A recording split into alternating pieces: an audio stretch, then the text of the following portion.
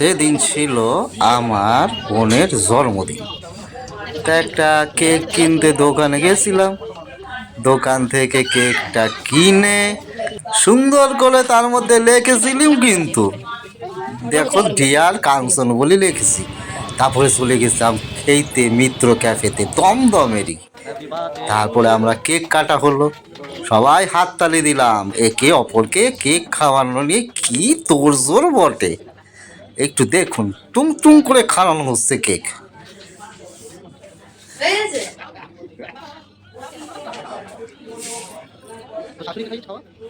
কি হাসি!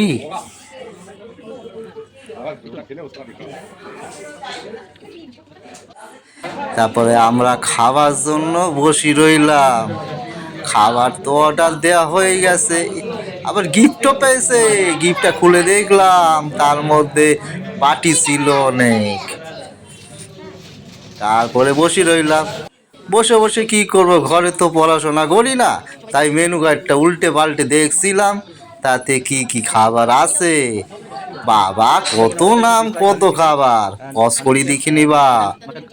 তারপরে চলে এলো কত বড় বড় ফিশ ফ্রাই।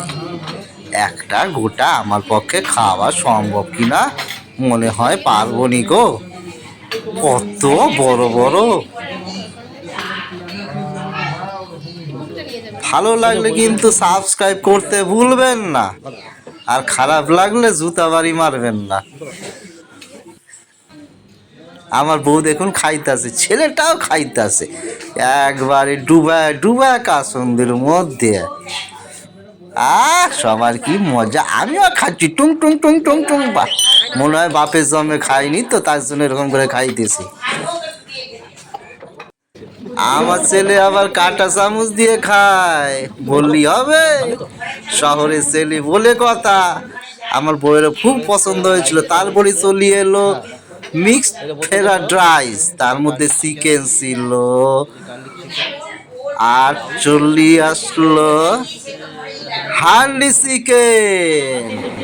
চলে আসলো হান্ডি চিকেন। এবার হান্ডি চিকেন খোলার পালা। একদম খুলতে খুলতে পড়ে গেল কি সুন্দর গন্ধযুক্ত মাংসগুলা। মুরগির মাংস ছিল বটে। দেখুন সবাইকে পরিবেশন করে দিল। ফ্রাইড রাইস দিচ্ছে আমার বউ, তার সাথে একটু চিকেন কষা নিলাম। চিকেনটা কিন্তু খেতে খুব ভালো হয়েছিল, একদম ঘরের মতো, মিত্র কাফে বলে কথা।